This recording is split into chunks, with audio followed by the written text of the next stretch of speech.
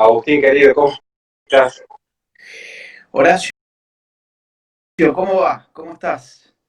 Súper bien. No te voy a estar jodiendo con el tema típico de cómo llevar la cuarentena, porque es lo que siempre se te Gracias. pregunta. Qué Así bueno. que sí, quiero aprovechar para pasar a tocar otros temas que por ahí la gente no entendía por qué pusimos el título de Gramsci Foucault. Así que voy a hacer una breve introducción para que ya Sí. despliegues vos todo tu conocimiento. Lo que lo conocemos a Agustín es como que lo hemos ido acompañando hace tiempo, desde la fundación, desde que creamos Libre en adelante. Y siempre ha sido un tema recurrente que todo el mundo quiere saber, y está bien que así sea, porque es una preocupación genuina, el progresismo, el feminismo, las agendas antinatalistas, que es un tema que muy bien él ya ha exhibido. La cuestión es que ella tiene mucho escrito, no solamente con su libro, sino con sus videos, sus artículos sobre el tema del feminismo y toda esta agenda de Soros. Para no recargarlo siempre con lo mismo, quisimos hacer algo distinto. Quisimos que él muestre otra faceta de su formación intelectual y hacer un traslado histórico en esta suerte de lucha cultural.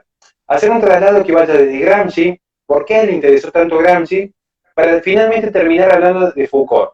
¿Cómo puede ser que la derecha, una nueva derecha, o al menos aquellos espacios antiprogresistas, puedan tomar nota y aprender de estos dos intelectuales que en principio son una agenda de izquierda, Gramsci y Foucault claramente que tienen una agenda de izquierda, pero aportan conocimientos que nos pueden servir a nosotros, los que estamos en la vereda de frente, para llevar adelante esta cruzada.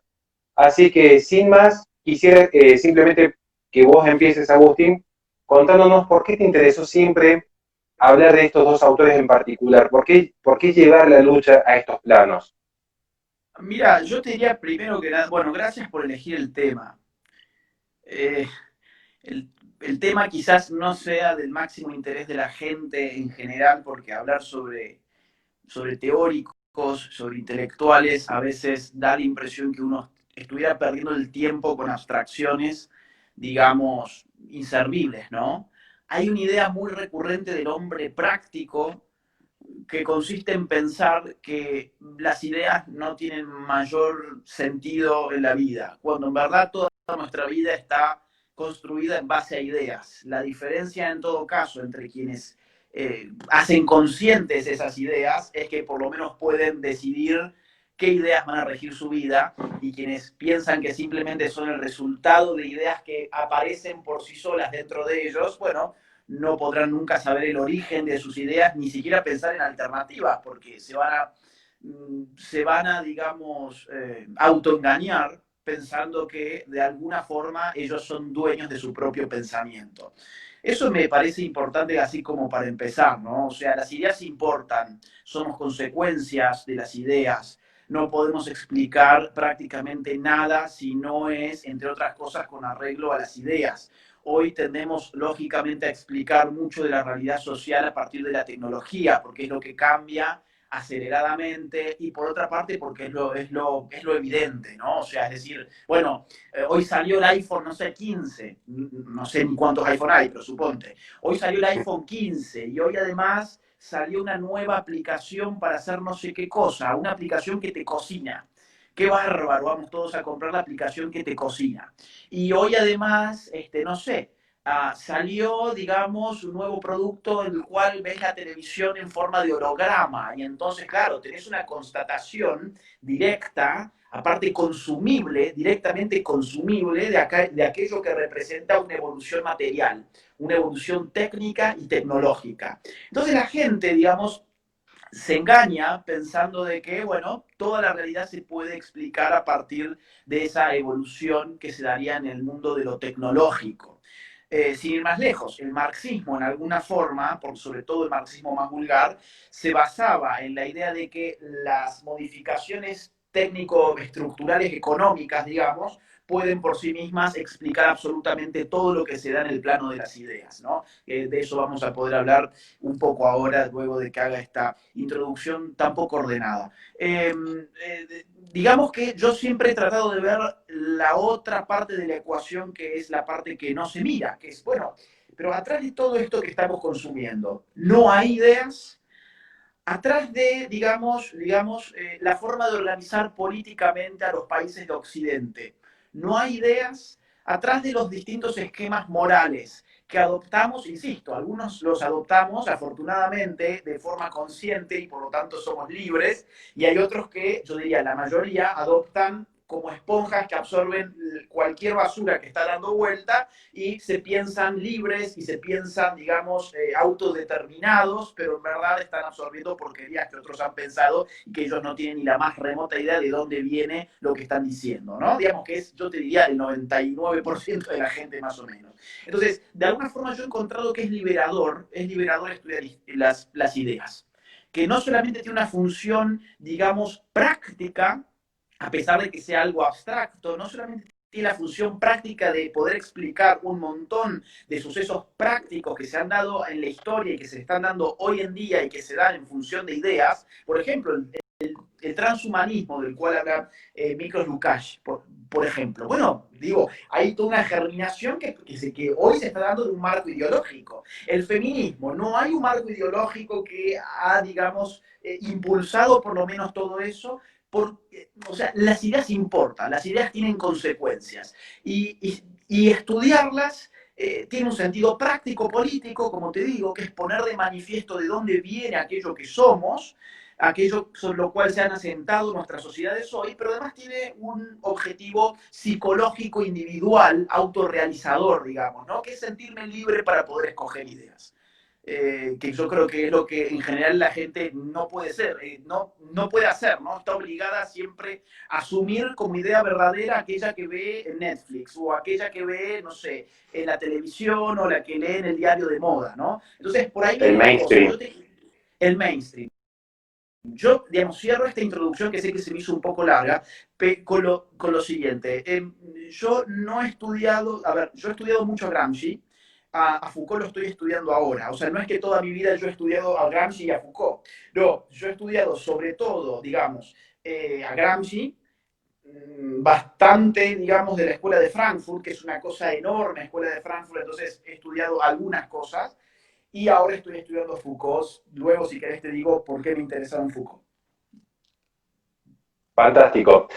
En este sentido, les cuento una breve, digamos, una breve intimidad de que tuvo la Fundación Libre en sus comienzos, pero mucho antes que tuviese este auge del marxismo cultural, mucho antes de todo esto, Agustín, cuando nosotros los conocimos, estamos hablando de la época de los cacerolazos en Argentina, muchos de los que son argentinos cuando se ven en esa etapa, que es cuando nos conocimos con Jerónimo, con él y con todo el resto de los chicos de la Fundación. Ya en 2013, ese ¿no? momento, exactamente, 2013, 2014, ya cuando teníamos los primeros ensayos de la Fundación, ya ahí en esa etapa, Agustín ya se mostraba preocupado por el plano cultural, porque él entendía que había un problema de trasfondo que iba mucho más allá del cambio de color político. Y decimos, bueno, puede caer el kirchnerismo tarde o temprano, como cualquier gobierno de populistas, pero las ideas van a quedar, y aquí hay una cuestión cultural de fondo. Así que en este sentido, nos gustaría básicamente es, ¿qué rescatarías vos, o qué admirás, o qué podés traspolar de Gramsci para la lucha de los espacios de derecha actualmente? ¿Qué gran enseñanza te ha dejado Gramsci a vos y que vos nos podés dejar a nosotros el día de hoy? Mira, a ver, esto amerita creo que una respuesta también un poquito larga, pero a mí no me gustan las entrevistas y los diálogos que no permiten, ¿viste? O sea, como esa lógica de programa de televisión que tenés que responder en 30 segundos, odio eso. Entonces me voy a permitir hacer una respuesta como la introducción, que fue bastante larga. Déjame un par de minutos porque es una pregunta, Con digamos, todo que gusto. amerita algunas aclaraciones. Y sé aparte que a vos también hablas en estos términos y te gustan también, digamos, poder pensar tranquilo y no estar con la lógica de tengo que responder en 20 segundos. A ver, ¿quién es Antonio Gramsci para la gente que está del otro lado? Porque no necesariamente tenés que conocer a Antonio Gramsci, ¿no? O sea, nosotros lo venimos estudiando, sí, hace mucho. En la Fundación Libre estamos preocupados sobre todo por la batalla cultural y de hecho fundamos la Fundación Libre por la batalla cultural, entre otras cosas desencantados con la supuesta batalla cultural que otras ONGs y think tanks cordobeses estaban dando, donde su batalla cultural en definitiva era una batalla más por la economía.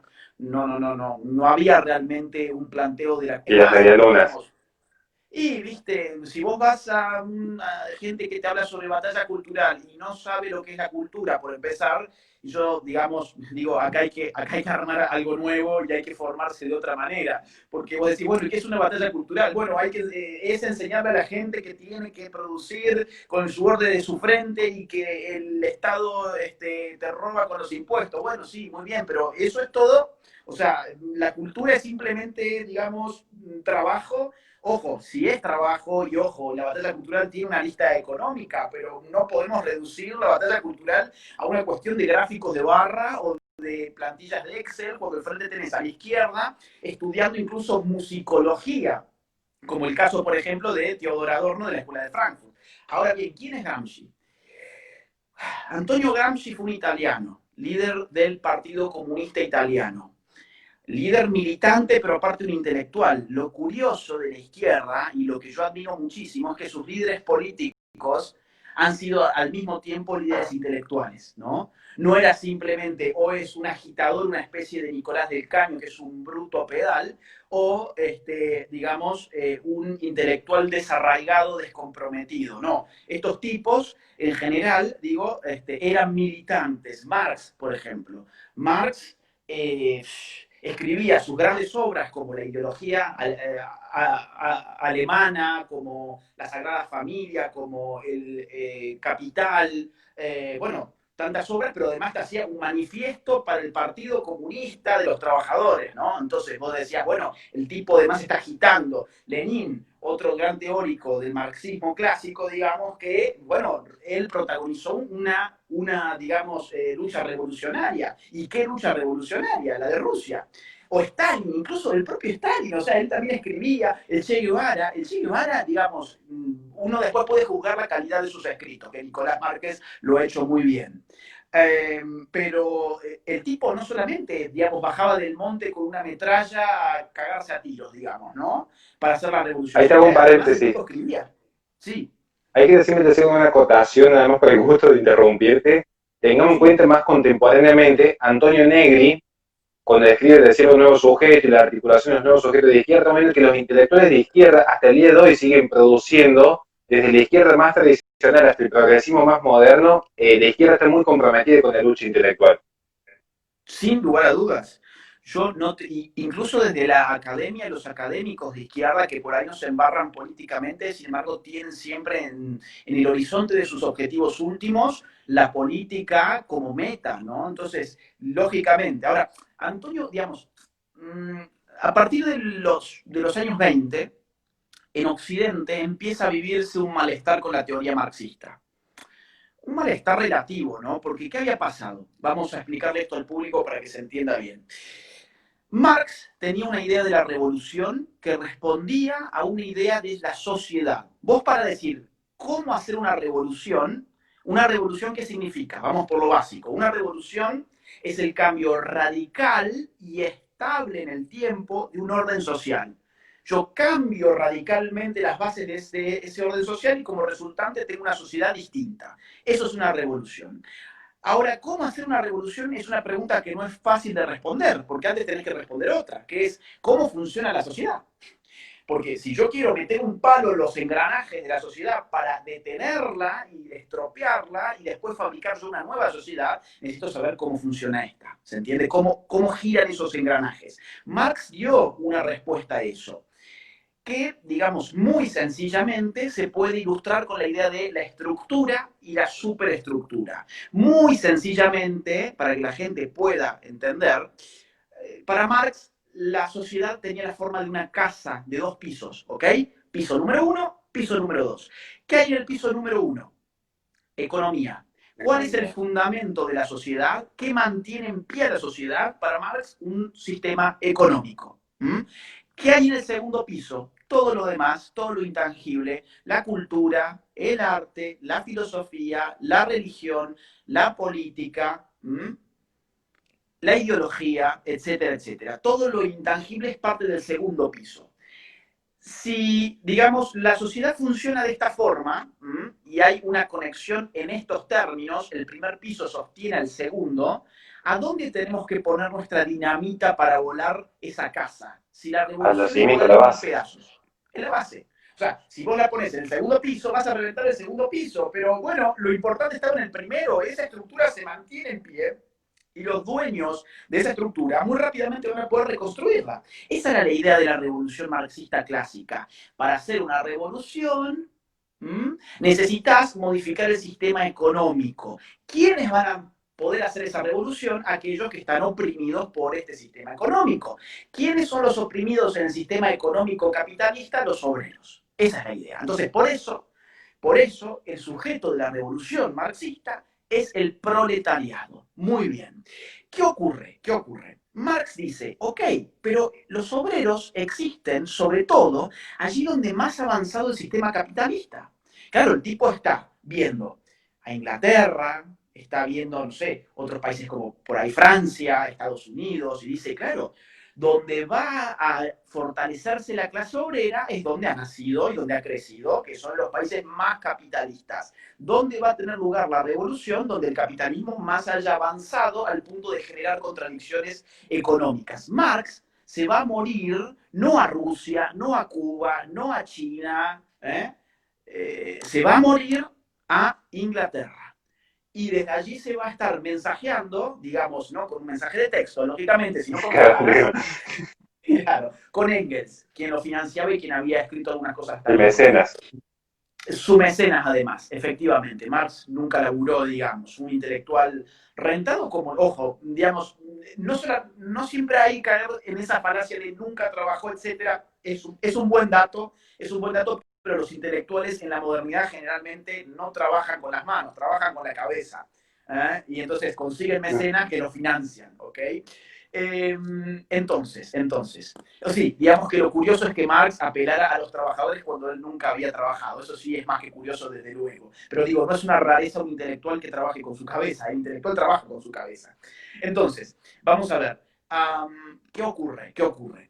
Marx muere, la revolución nunca llega a Inglaterra. Él se mandaba cartas con Engels, que están registradas en libros, donde él expresaba a Engels su entusiasmo porque veía un chispazo revolucionario en tal fábrica, en tal comunidad dentro de Inglaterra, y entonces ya pensaba que su profecía, porque guarda, hay que entender esto, la filosofía de la historia de Marx es una filosofía profética. ¿Esto qué significa? Que te puede adelantar con precisión supuestamente científica qué va a ocurrir. Para él, el socialismo iba a ocurrir indefectiblemente y él quería vivir para verlo. Entonces se fue a Inglaterra para verlo, justamente. Pero ¿qué ocurrió? Marx murió y el socialismo nunca llegó ni a Inglaterra, ni a Francia, ni a Estados Unidos, que son los tres lugares donde las revoluciones burguesas llegaron. ¿Ok?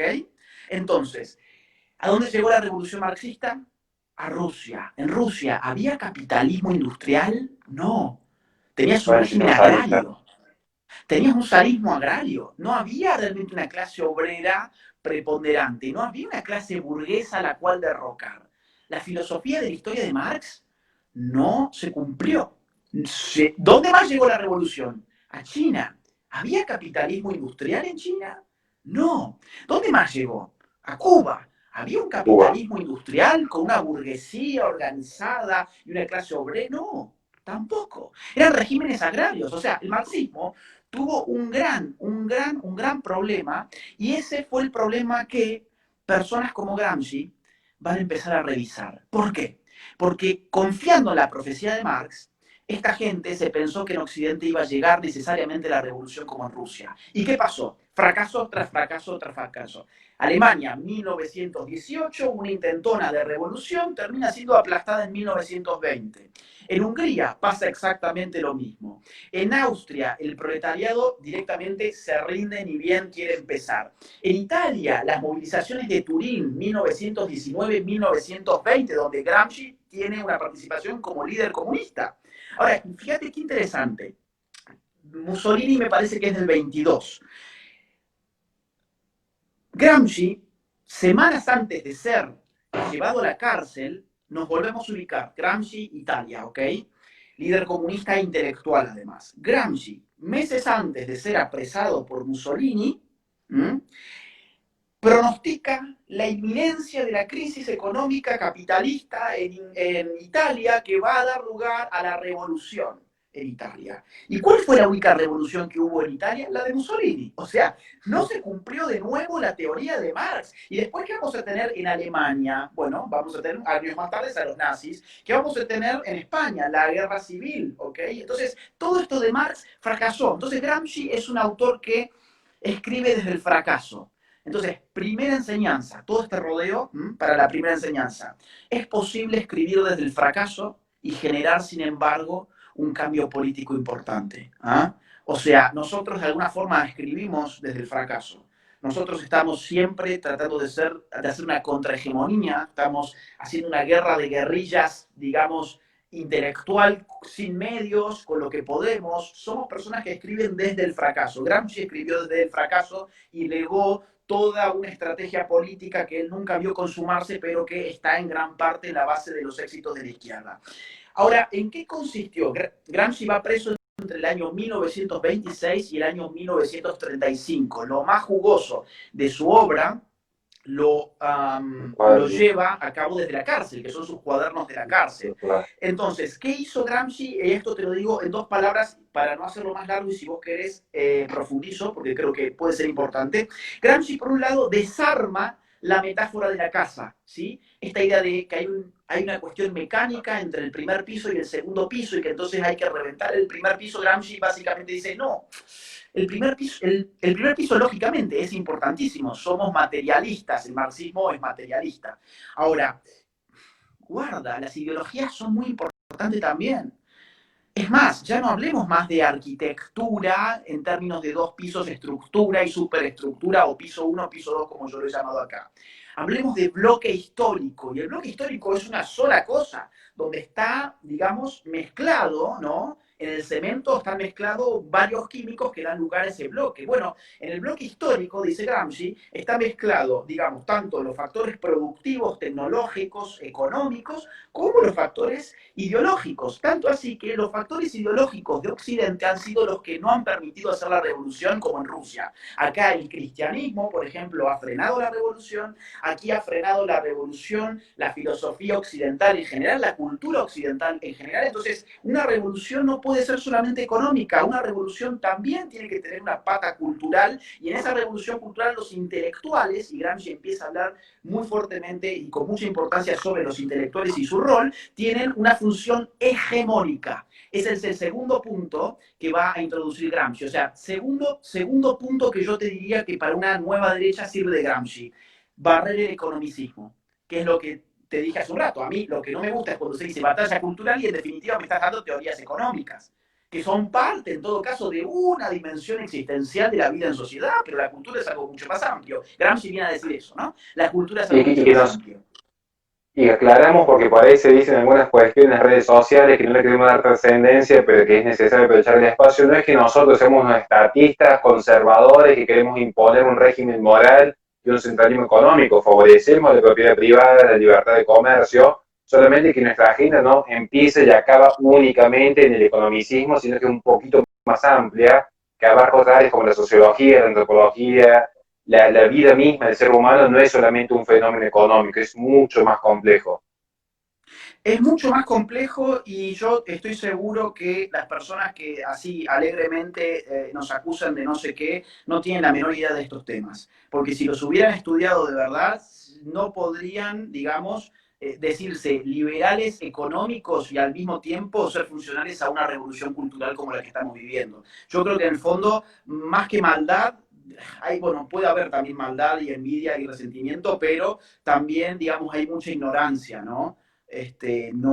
Yo he visto, no voy a dar nombres porque no me interesa entrar en estas cosas, pero yo he visto gente que cita cosas de Gramsci que no existen. Por ejemplo, citas de Gramsci que no existen, las he visto citadas muchas veces en libros liberales, y yo digo, bueno, vamos, estudien a Gramsci porque, o no hablen de él, no es obligación estudiar a Gramsci, pero digo, es bueno estudiar de lo que uno quiere hablar, ¿no? Entonces, a ver, te digo el tercer punto de Gramsci que me parece a mí importante. Hegemonía. Te dije, los intelectuales tienen una función en la hegemonía. La hegemonía ya era una palabra que se venía utilizando con Plejánov, con Lenin, la Segunda Internacional, la Tercera Internacional, pero Gramsci le va a dar un giro más. ¿Qué es la hegemonía? digamos, la hegemonía es el concepto que usa Gramsci para tratar de explicar dos cosas. Cómo se articulan políticamente grupos sociales distintos. Claro, Gramsci tiene un gran problema, que es, quiere una revolución en Italia, pero Italia está partida al medio. Tenés el norte industrial y el sur agrario.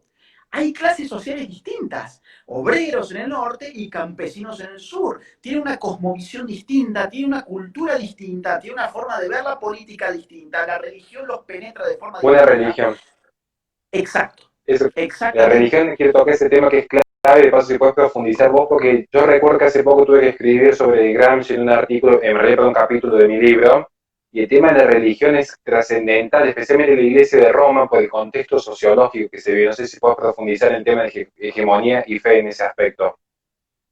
Bueno, es que, a ver, la hegemonía, como te digo, vos interrumpí todo lo que vos consideres que hay que interrumpir, porque capaz yo me voy un poco por las ramas a veces. Mira, eh, sí, la hegemonía te voy a dar, digamos, los dos grandes significados de Gramsci y los voy a vincular con la parte de la fe. Por un lado, cómo se articulan grupos sociales que no son idénticos. La hegemonía en ese sentido es la marca distintiva de lo político para Gramsci. Y Gramsci, ante todo, es un filósofo de la política. Ante todo, es un filósofo de la política. Probablemente de los más grandes filósofos de la política que haya tenido la izquierda. Entonces, ¿él qué dice? Bueno, nosotros tenemos que lograr que la clase obrera del norte hegemonice a la clase campesina del sur de Italia. Ahora, ¿qué es la hegemonía? Para Lenin, la hegemonía era golpear juntos, marchar separados. Esa era una máxima de Lenin. Entonces, claro, nos aliamos tácticamente, golpeamos juntos y después cada uno lo suyo. Yo no comparto tus ideas, vos no compartís la mía, no miramos el mundo necesariamente igual, pero nos juntamos en un momento exacto para golpear a un mismo enemigo y después cada uno se fue a su casa y siguió con su vida. Gramsci dice, no, la hegemonía es algo mucho más profundo que eso. En la articulación entre dos grupos distintos, si esa articulación es realmente política, va a haber un intercambio de identidad. La clase obrera, al hegemonizar al campesinado, imprime en el campesinado toda una cosmovisión. Y a su vez recibe también, se ve de alguna forma tocado por la cosmovisión de los campesinos también, a pesar de que domine la clase obrera por leyes históricas y demás, que no voy a entrar ahora en eso. Pero entonces hay un intercambio de identidad, ¿no? Nos juntamos no solamente para golpear a lo mismo, sino que nos juntamos y nos mezclamos realmente nuestra forma de ser. Y ahí la forma de ser responde a un modelo cultural que es sobre el cual hay que trabajar y hay que pensar cómo va a ser la cultura de la revolución, que es con la cual tenemos que mezclar estos grupos sociales. Segunda acepción de hegemonía de Gramsci, esa es una. Segunda acepción, Gramsci modifica la concepción del poder, que eso para mí va a ser lo más importante de Foucault, que lo dejamos para, tenemos todavía como media hora más. Pero Gramsci ya modifica la concepción del poder. El poder siempre fue visto, digamos, mejor dicho, el Estado siempre fue visto como una organización que estaba por fuera y por encima de la sociedad, que era un aparato de dominación de la clase dominante para oprimir a, digamos, represivamente a los obreros y demás. Gramsci dice, no, no es eso solamente el Estado. El Estado dice, y él lo escribe de esta forma, él está escribiendo en la cárcel, entonces a veces la escritura es casi simbológica, él pone Estado igual, con el signo igual, sociedad civil más sociedad política.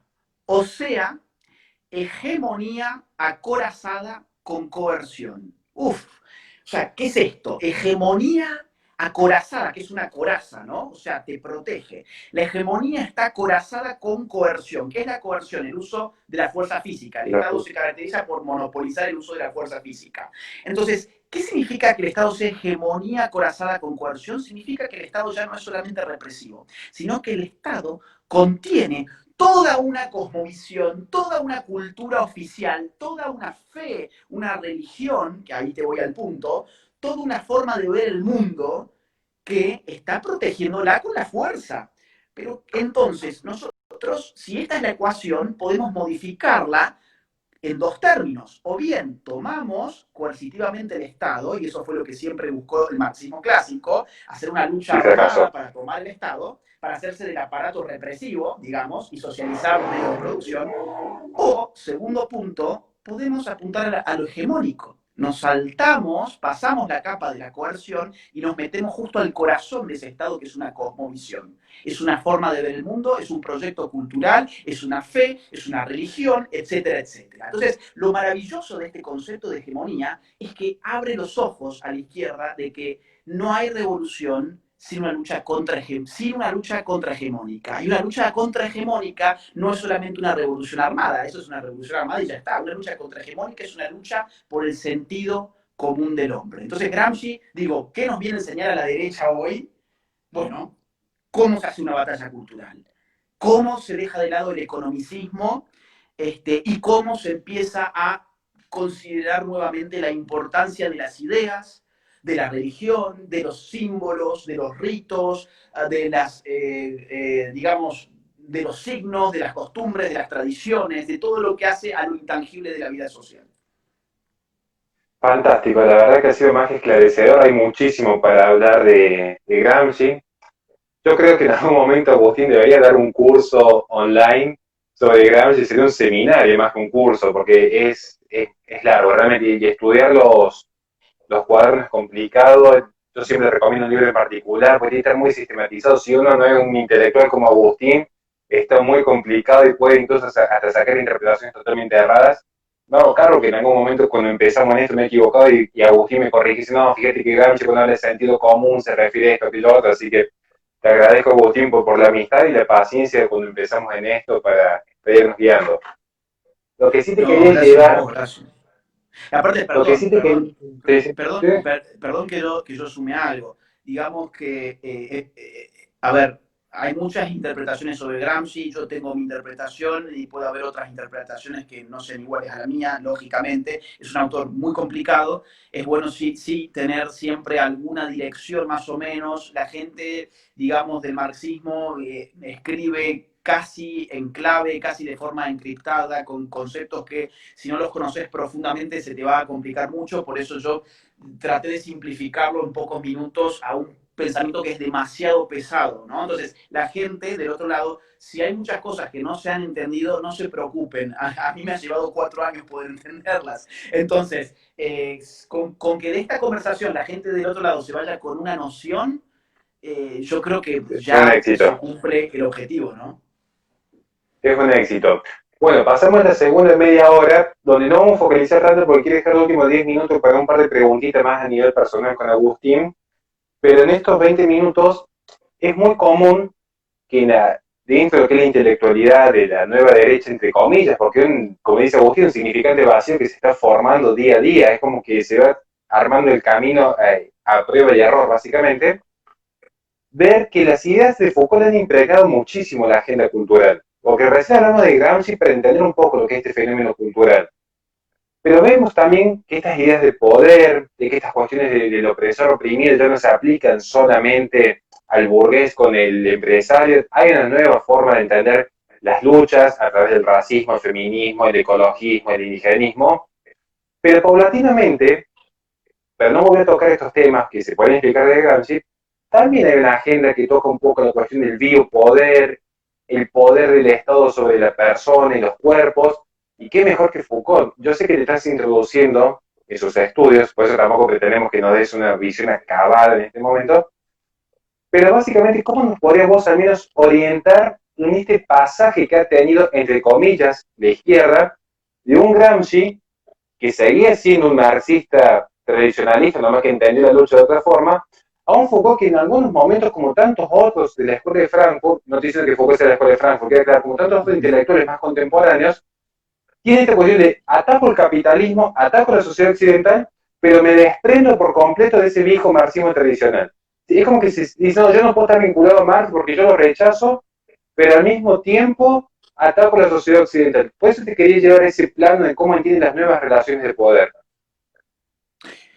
Bueno, mira, efectivamente Foucault, digamos, a mi juicio, es una de las figuras más importantes de la nueva izquierda. Yo creo que la nueva izquierda tiene su primera figura en Gramsci, en orden cronológico. Gramsci muere en el año 35, si mal no recuerdo. En el medio tenés una serie de autores muy importantes, la mayoría de la escuela de Frankfurt, pero yo creo que el punto de llegada de esa nueva izquierda va hasta Foucault. Por eso el título que vos le pusiste, que no lo hablamos incluso, vos me lo mandaste y No. dije, qué bueno que está el título, porque efectivamente, o sea, de Gramsci a Foucault. Ahora, ¿qué hay en el medio? Y en el medio la verdad es que no tenemos tiempo ahora para hablarlo, salvo un personaje que yo creo que puede ser un buen puente para poder explicar Foucault, que es Althusser, Louis Althusser.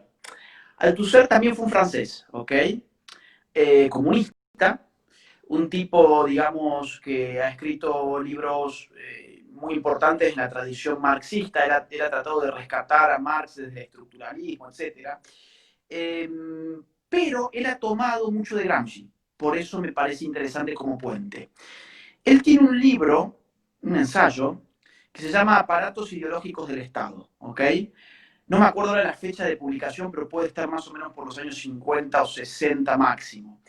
¿El que dice básicamente en este ensayo? Se llama Los aparatos ideológicos del Estado. Él dice que el sistema productivo, o sea, el sistema económico, necesita de aparatos ideológicos para funcionar. Gramsci encontró que había un bloque histórico, no había un edificio de dos pisos, pero Althusser lleva más allá de esta cuestión y dice, la ideología, si esto fuese un edificio, la ideología sería el cemento que pega los ladrillos del edificio. O sea, podés volar lo mismo el edificio volando la ideología, ¿no? O sea, usando la ideología, dinamitando la ideología.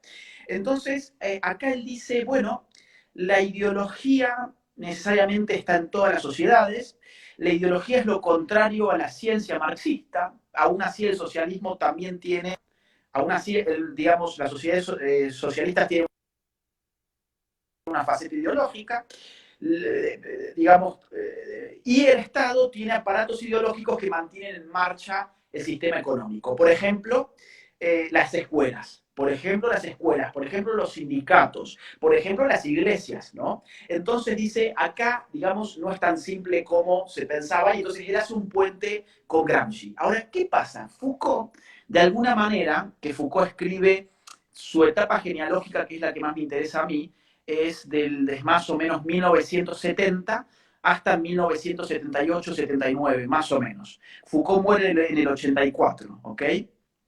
Entonces, Foucault dice, no, digamos, esto que los marxistas dicen, de que habría una ideología que vendría a ser falsa conciencia, vendría a ser, digamos, mistificación de la realidad, inversión de la realidad, engaño, ¿no? O sea, todo lo que clásicamente nosotros entendemos por ideología, por ejemplo, cuando hablamos de ideología de género, estamos diciendo, bueno, son ideas anticientíficas, ¿no? Bueno, Foucault dice, no, esto es falso, porque en verdad no hay ni ideología ni ciencia, digamos, como siendo la ciencia un saber de lo real y la ideología un engaño sobre lo real, sino que en verdad todo saber, todo conocimiento, toda verdad es un producto del poder.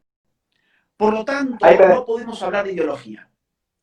Ya bien, esto es yo quiero hacer, posmodernismo. quiero Sí. hacer un simple paréntesis antes de pasar a Foucault. Lo que acaba de decir Agustín, para que los que están escuchando y están tomando nota, fíjense lo bien que se vincula lo que él acaba de decir con la tesis principal de Judith Butler cuando escribe El género en disputa. Es básicamente un resumen de lo que se plantea en la tesis de ese libro. Ahora, se disculpa Agustín, pero quería hacer esa paréntesis porque muchos te No, siguen por la línea del feminismo y lo pueden entender sí. más Es acabadamente. que Es que, de hecho, toda la teoría queer es Foucaultiana, totalmente Foucaultiana. O sea, no se puede explicar ni a Butler, ni a Preciado, ni a toda esta gente sin Foucault. Y ellas mismas se asumen de esa forma. Foucault ha sido clave, ha sido clave. ¿Por qué? Porque, digamos, para el marxismo sí había una realidad. Ahora bien, esa realidad y esa verdad, que es justamente la verdad que desvela la ciencia marxista, y por eso lucha contra la alienación, que es, digamos, en cierta forma una función de la ideología capitalista, bueno, ahora, digamos, con Foucault vos decís, pero ¿dónde me quedó el concepto de alienación? ¿Dónde me quedó el concepto de ideología? En Foucault no vas a leer ni sobre ideología, ni sobre alienación, ni sobre ninguna de estas categorías marxistas. Ya estamos en todo caso en un post-marxismo, ¿ok? Ya estamos incluso en cierta medida en un antimarxismo de izquierdas, porque Foucault se pelea con estas nociones centrales de los marxistas. Y Foucault va a decir, no, no, todo es ideología. Y si todo es ideología, entonces, ¿de qué nos sirve la palabra ideología? O sea, no hay nada verdadero, no hay nada real, no hay nada que en la ciencia no hay un privilegio epistemológico para revelarnos una verdad. La verdad siempre es una construcción del poder, dice Foucault. Y esto, como te digo, es una de las claves del posmodernismo. O sea, cuando se habla sobre la posmodernidad, una de las claves, y por eso Foucault es uno de los padres del posmodernismo, en este sentido, por lo menos en filosofía política, es entender que no hay una verdad, no hay hechos, hay interpretaciones, dice Nietzsche, ¿no? Y de hecho Foucault es nietzscheano. Entonces esto genera un vuelco enorme, un vuelco enorme. ¿Por qué? Porque si no hay verdad, si no hay conocimiento científico, el marxismo ya no tiene demasiado que decir.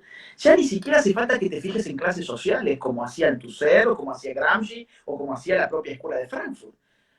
Hace falta que empieces a ver el micropoder. Foucault va a hablar sobre todo, sobre la microfísica del poder, y va a empezar a encontrar poder en todas las relaciones sociales. Y a partir de ese poder que encuentra en todas las relaciones sociales, se va a meter, por ejemplo, en la familia. Contradicción padre-hijo, ¿no?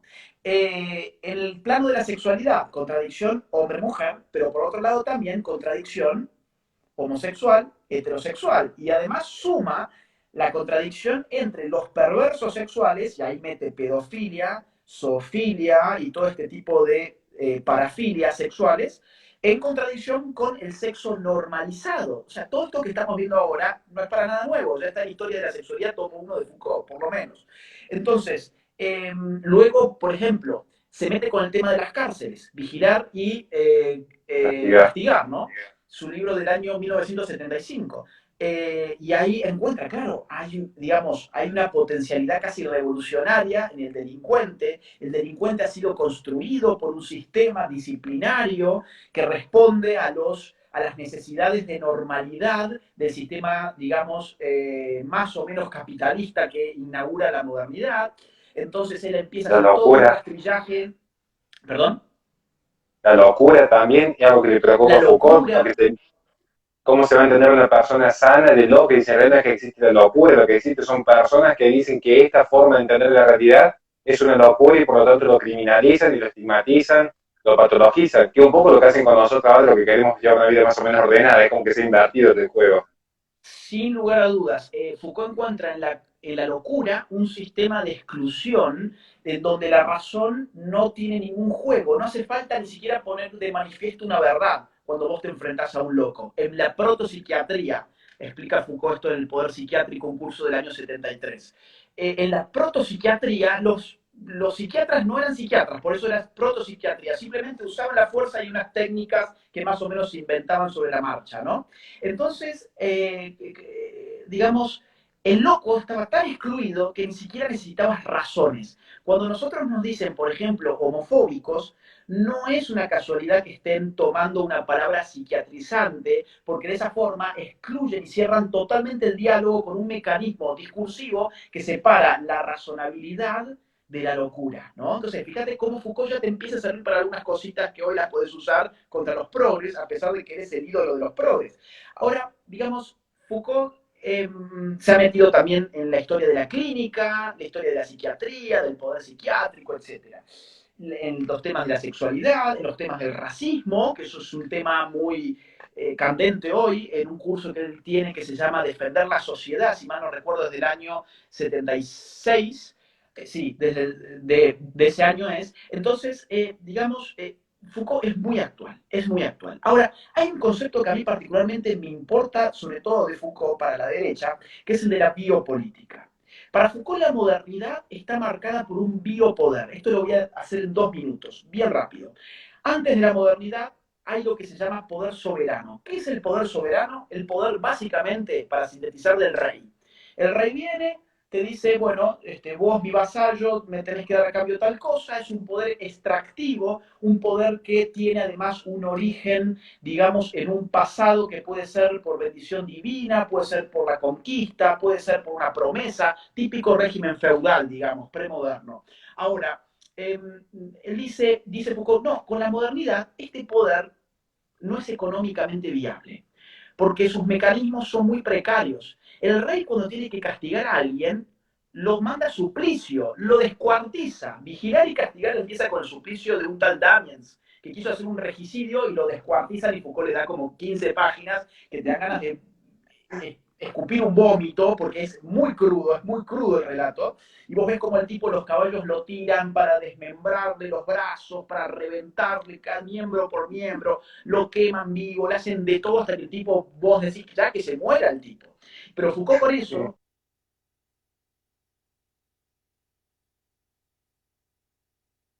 Estamos con un pequeño delay ahí justo en la conexión. Estamos hablando de cómo se genera esta suerte de empatía discursiva de Foucault, así que apenas retomemos la conexión, se ve Perdón, que a ver, ahora hola. sí se escucha. Sí, sí, Se sí. escucha bien ahí, sí, perfecto. Ahora volvimos. No, Ok, no, estaba hablando de espérate que. cómo Foucault logra la empatía con el lector, mostrándolo esa suerte de ensañamiento en contra de la pobre víctima.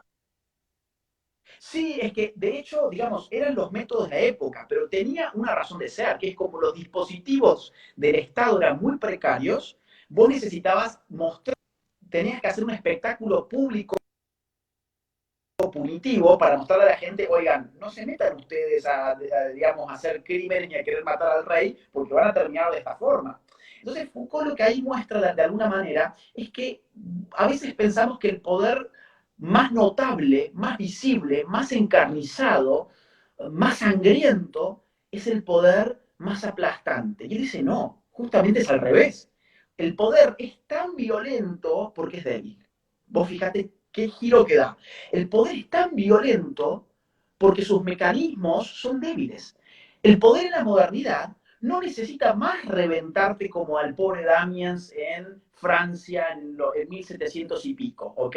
El poder ahora no necesita tanto doblegar tu cuerpo como optimizarlo. Y ahí va a entrar otro tipo de poder que se llama las disciplinas, el poder disciplinario, que es propio de la modernidad, que es un biopoder, porque es un poder para optimizar el cuerpo, para hacerte productivo para el sistema, no para reventarte el cuerpo, sino para optimizarlo. Te dispone, te reticula en un espacio, en un tiempo, con normas, con ciertas funciones, ¿ok? Con todo esto. Entonces Foucault esto le llama la microfísica del poder. Pero, y acá ya sí cierro con esto, que es a donde yo quiero llegar, ese biopoder tiene otra dimensión, que es macro, que es de macropoder, que es la biopolítica. Entonces tenés la versión micropolítica que Foucault le llama disciplina y la función macropolítica de ese poder moderno que se llama biopolítica, que es un poder sobre la población, no es sobre vos como individuo disponiéndote en un tiempo, en un espacio, ordenando tu cronograma, tus movimientos, tus gestos, tu educación, tu labor, no, no, no, eso es disciplina individual. Ahora, la biopolítica es un poder masivo sobre el cuerpo de la población. Y ahí este poder aparece con la estadística. Foucault siempre lo va a poner en juego con distintos saberes. A la disciplina con las ciencias humanas, la sociología, la antropología, la ciencia política, etcétera, pero a la biopolítica la va a poner en juego con la estadística. Es decir, con la estadística es el instrumento de saber la biopolítica. Porque con esto, ¿qué medimos? La demografía, la natalidad, la mortalidad, la morbilidad, la higiene pública, todas estas variables, digamos, de población, variables agregadas típicas de las estadísticas biopolíticas, es lo que dice Foucault, ahora el Estado interviene en esto. Curiosidad, y cierro con esta curiosidad. Cuando él empieza con esto es en el año 1975, en un libro que es el primer tomo de la historia de la sexualidad y lo continúa en su curso Defender la Sociedad del año 76. En el año 74 tuviste el primer congreso de población de la ONU en Bucarest. No hay una sola palabra de él, perdón, no hay una sola palabra de él, ni de sus discípulos, ni de sus seguidores sobre el Congreso de Población de Bucarest de la ONU del año 74 que tenía un objetivo biopolítico evidente.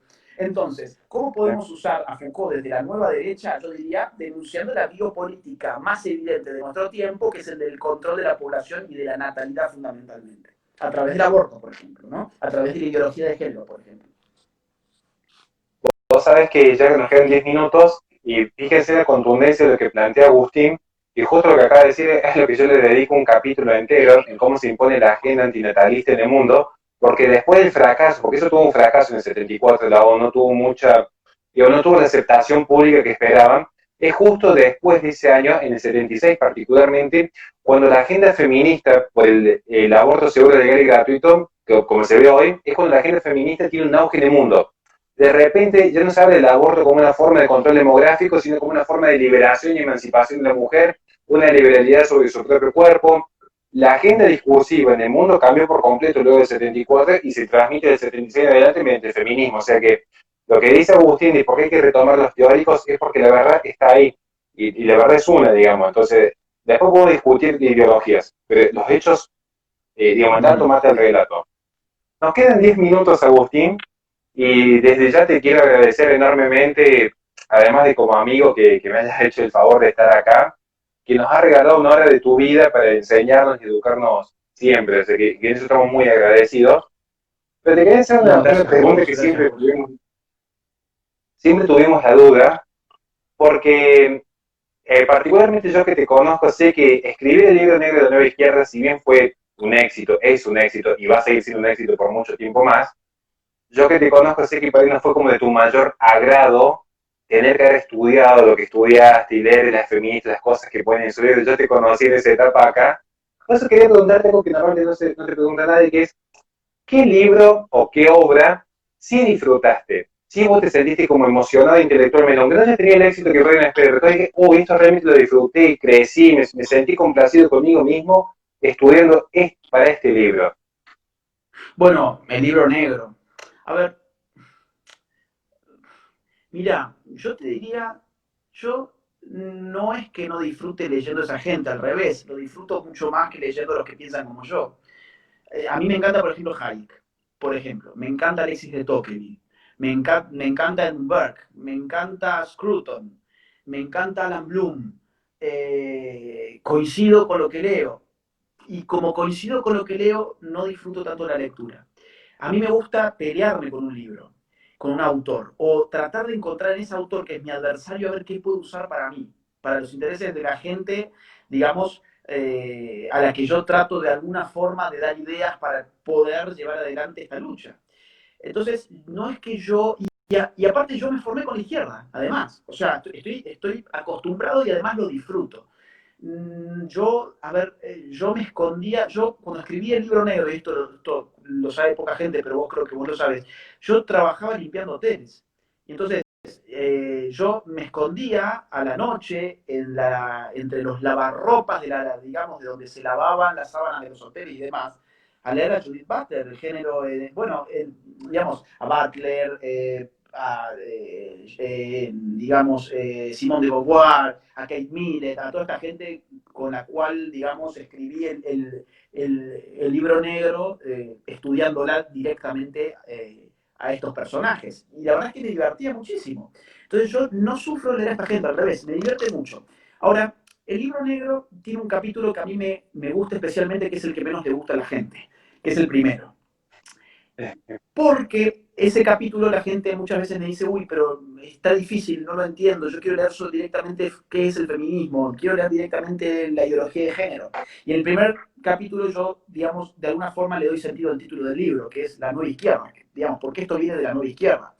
Y en ese capítulo, digamos, el libro que más me cambió la forma de ver las cosas, que yo leí para ese capítulo, fue Hegemonía y Estrategia Socialista de Ernesto Laclau y Chantal Mouffe.